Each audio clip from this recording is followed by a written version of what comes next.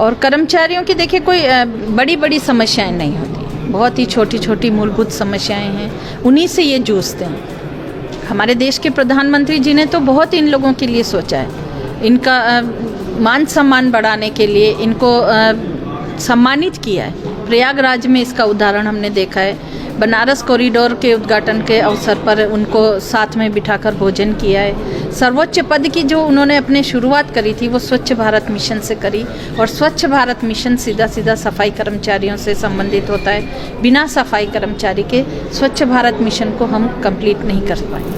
देखिए, इसके लिए तो जहाँ हम जाते हैं वहाँ ये सब चीज़ें सामने आती है और उस पर तुरंत एक्शन के लिए बोला जाता है और उसका एक्शन टेकन मैं लेती हूँ। देखिए, ऐसा नहीं है कि मैं यहाँ बोल के चली गई और अभी फिर पीछे से कुछ नहीं, मेरा वापस यहाँ पर रहता है। फॉलोअप मैं ज़रूर करती हूँ कि किसका काम किया है और किसका नहीं किया, और जो मैंने कहा है वो हुआ है या नहीं हुआ है, क्योंकि मैं कोई ज़्यादा बड़े बड़े इशू नहीं बोलती हूँ इन लोगों के लिए जिसके लिए करोड़ों रुपए का बजट चाहिए या ऐसा कुछ होता है। एक मूलभूत सुविधाएं इन कर्मचारियों को मिलनी चाहिए। कोविड जैसी महामारी में इन्होंने अपनी जान की परवाह नहीं करी। ऐसे लोगों के लिए अगर हम लोग ध्यान नहीं रखेंगे तो कौन रखेगा।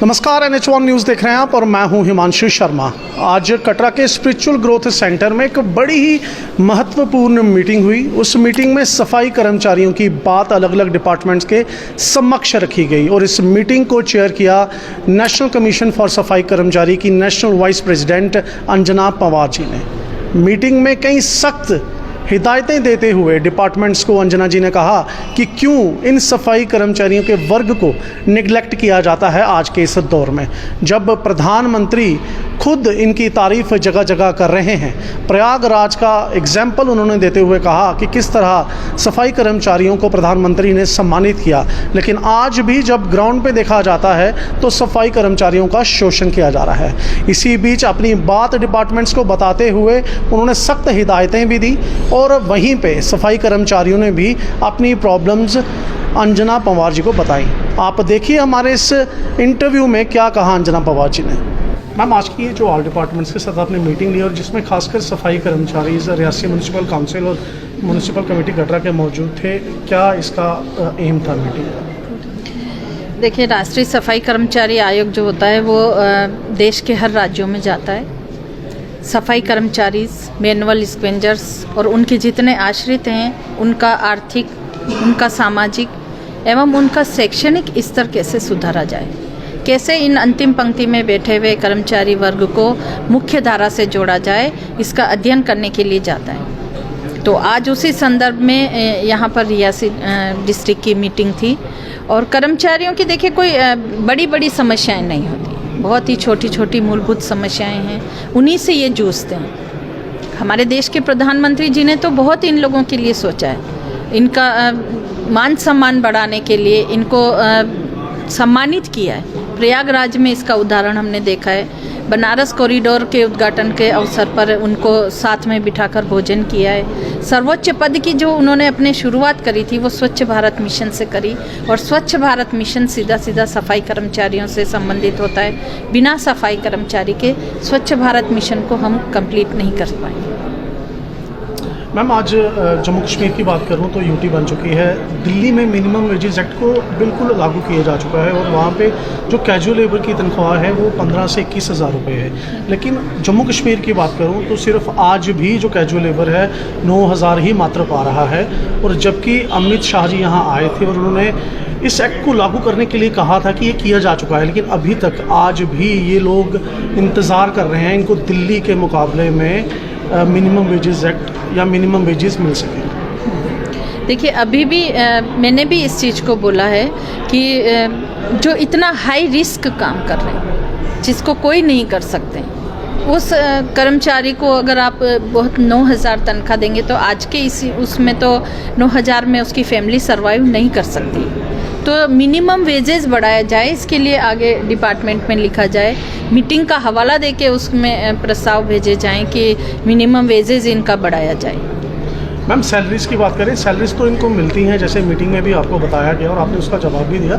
सैलरीज तो इनको मिलती हैं, लेकिन कई बार 2-2 महीने हो जाते हैं और जब मिलती हैं 20 तारीख को, 25 तारीख को, और वो भी कई बार इनको प्रोटेस्ट करना पड़ता है, मीडिया का सहारा लेना पड़ता है, तब जाकर सैलरीज मिलती हैं। तो इस चीज़ को क्यों नहीं एक रेगुलर एक्टिविटी बनाया जाता है? जैसे एक कॉमन एम्प्लॉय को तनख्वाह मिलती है, इन लोगों को तनख्वाह देने में डिपार्टमेंट्स देर क्यों लगा रहे हैं, और आपका इसमें क्या प्रेरोगेटिव?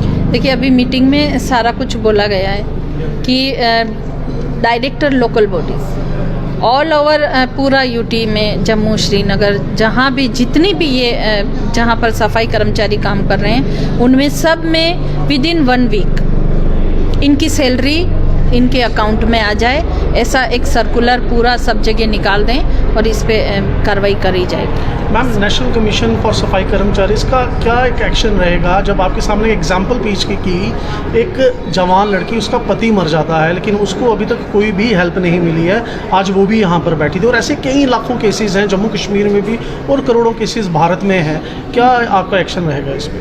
देखिए, इसके लिए तो जहाँ हम जाते हैं वहाँ ये सब चीज़ें सामने आती है और उस पर तुरंत एक्शन के लिए बोला जाता है और उसका एक्शन टेकन मैं लेती हूँ। देखिए, ऐसा नहीं है कि मैं यहाँ बोल के चली गई और अभी फिर पीछे से कुछ नहीं, मेरा वापस यहाँ पर रहता है। फॉलोअप मैं ज़रूर करती हूँ कि किसका काम किया है और किसका नहीं किया, और जो मैंने कहा है वो हुआ है या नहीं हुआ है, क्योंकि मैं कोई ज़्यादा बड़े बड़े इशू नहीं बोलती हूँ इन लोगों के लिए जिसके लिए करोड़ों रुपए का बजट चाहिए या ऐसा कुछ होता है। एक मूलभूत सुविधाएं इन कर्मचारियों को मिलनी चाहिए।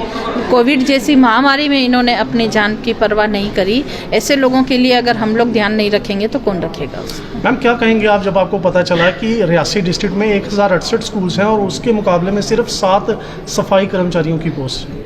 देखिए, ये पॉलिसी मैटर है और इसमें मैंने तो अपनी तरफ से यही कहा है कि देखिए, सेफ्टी और सिक्योरिटी, देखिए महिला टीचर्स होती है, महिलाएं बालिकाएं होती हैं, कई जगह अगर आउटसोर्स से आप लोग अगर किसी को बुलाएंगे तो ये मतलब ठीक नहीं होता है, सेफ्टी नहीं है बच्चों की, और उसमें इसलिए यहाँ पर भी रेगुलर भर्ती होनी चाहिए सफाई कर्मचारी की। मैं कि इम्पॉर्टेंट इशू था जो शायद अंदर डिस्कस नहीं हो, उसके बारे में भी हम पूछना चाहेंगे कि ऑन वर्क जो सेक्सुअल अब्यूज़ की घटनाएं होती हैं और जिसमें काफ़ी सारी आज भी हमारे यहाँ पर अनरिपोर्टेडली रह जाती हैं, रिपोर्ट नहीं की जाती हैं, उसके लिए कैसे जो पीड़ित है या पीड़िता है वो कैसे अप्रोच करेगा? देखिए, मस्ट तो ये होना चाहिए कि डिपार्टमेंट में ही एक ऐसा महिला सेल एक ऐसी बने जहाँ पर अगर कोई दिक्कत है तो वो वहाँ जाके उनको बता सकें, और अगर फिर भी नहीं कुछ है तो मेरे पास आके मुझे बता सकते हैं, जितनी हो सकेगी मैं उनकी मदद करने के लिए।